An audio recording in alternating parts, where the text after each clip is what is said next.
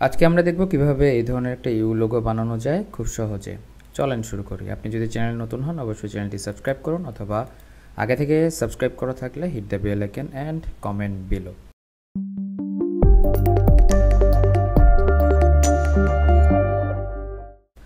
So প্রথমে আমরা চলে যাব ফাইল থেকে নিউয়ে যাব। নিউয়ে যাওয়ার পরে আমরা কি করব, একটা ক্যানভাস নিব যেটার সাইজ হচ্ছে 2000 পিক্সেল আর 8 GB কালার মোড এখান থেকে, এবং এখানে নাম দিচ্ছি হচ্ছে ইউ লোগো।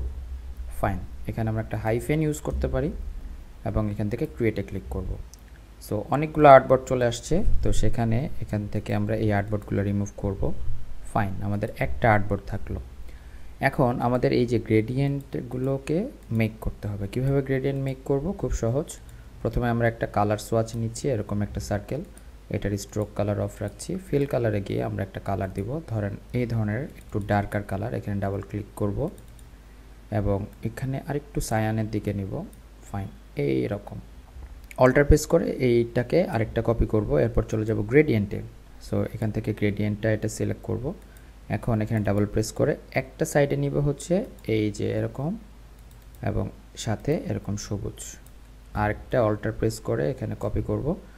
এখানে একটা প্রান্তে নিব হচ্ছে এইটা, আর এই জায়গায় আরেকটু ডার্কার সবুজ দিব এরকম, অথবা আমরা আরেকটা প্রান্ত এই কালারটাও রাখতে পারি।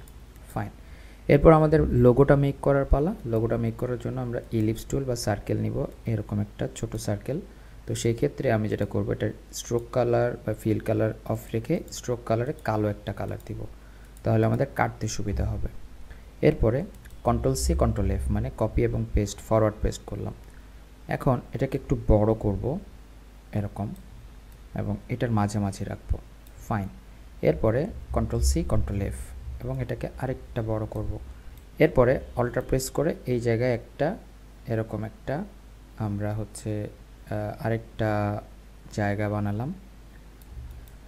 এখন আমাদের এই যে এখানে ইউ এর কাটিংটা হবে, এই কাটিংয়ের মধ্যে কিন্তু আমাদের কি হবে, দুইটা হচ্ছে আমাদের জায়গা হবে।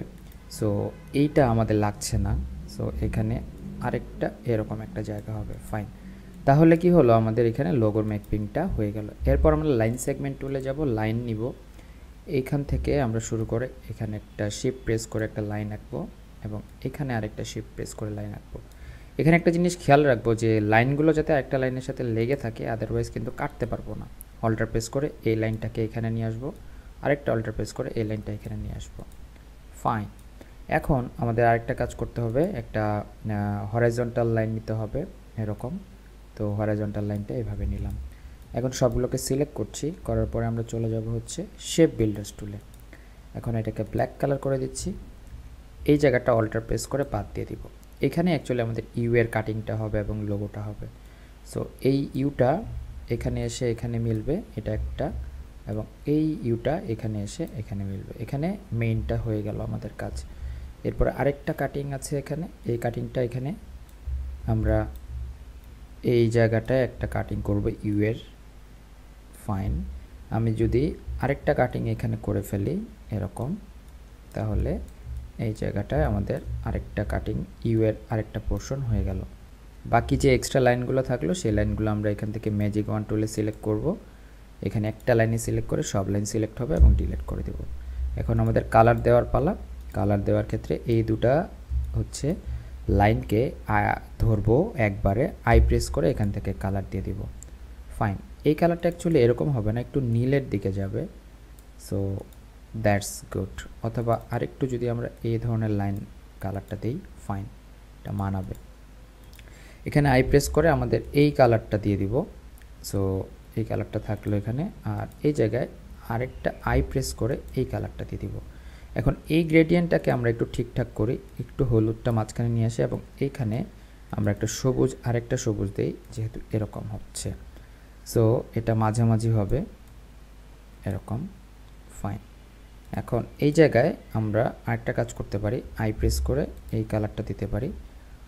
অ্যাকচুয়ালি এই কালারটা দিলেই হবে। এখন জি প্রেস করে এটাকে কি করব, এইভাবে একটু করে দেব। আর এখানে যে কালারটা আছে সেই কালারটাকে আমরা অ্যাকচুয়ালি এরকম একটা বা এরকম একটা কালার দিতে পারি। এই কালারটা গুড, এই কালারে একটু ডার্কারটা দিতে পারলে আমাদের জন্য বেটার হয়।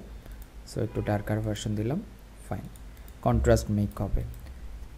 এখন আমাদের এখানে কি করতে হবে, একটা শ্যাডো মেক করতে হবে। শ্যাডো মেক করার জন্য আমাদের কি করতে হবে, পেন টুলে যেতে হবে এবং এখানকার অ্যাঙ্কর পয়েন্ট এবং এখানকার অ্যাঙ্কর পয়েন্ট আমরা ধরব এবং এখানে অ্যাকচুয়ালি আমরা এইভাবে একটা শেপ মেকিং করব, এইভাবে।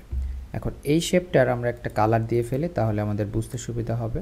যেমন ব্ল্যাক কালার দিচ্ছি, আর এটাকে স্ট্রোক মোডে আপাতত রাখি। এই জায়গায় একটু কার্ভেচার হবে। কার্ভেচার করার জন্য আমাদের অ্যাঙ্কর পয়েন্ট টুল আছে, যেটাকে আমরা ইজিলি এইভাবে কার্ভেচার করতে পারবো, ফাইন। এখন আমরা এটাকে নর্মালভাবে করে দিই। এখন এই যে আমাদের এটার সাপেক্ষে এটাকে কেটে ফেলতে হবে। তো কিভাবে কাটবো, আবার শেপ বিল্ডার্স টুলে যাব।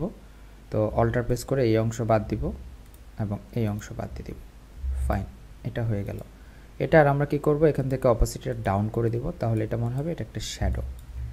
এখন কন্ট্রোল সি কন্ট্রোল এফ, তার মানে ফরওয়ার্ড পেস্ট করলাম কপি করে। এরপর এটাকে ফ্লিপ ভার্টিক্যাল করে দিব এবং এই লাইনের সাথে আমরা কি করব, এটাকে মিলিয়ে দিব। তাহলে প্রপারলি কি হলো, এটার সাথে এটা মিলে গেল।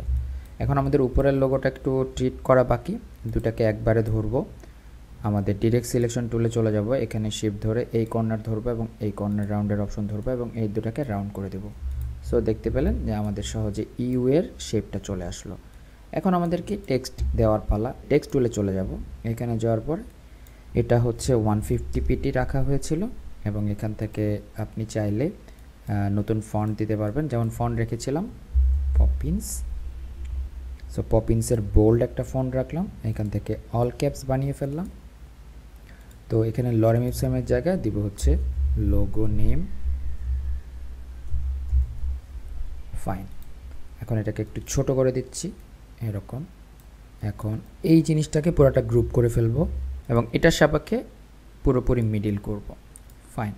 এরপরে অল্টার প্রেস করে এখানে রাখবো। আর এটার ফন্ট সাইজ হচ্ছে ছোট হবে, তো এটাকে ডিভাইডেড বাই 1.6 করব এবং এটা যেহেতু এক্সট্রা বোল্ড ছিল সেখান থেকে রেগুলার করে দিব এবং এখানে নাম দিচ্ছি হচ্ছে ইয়োর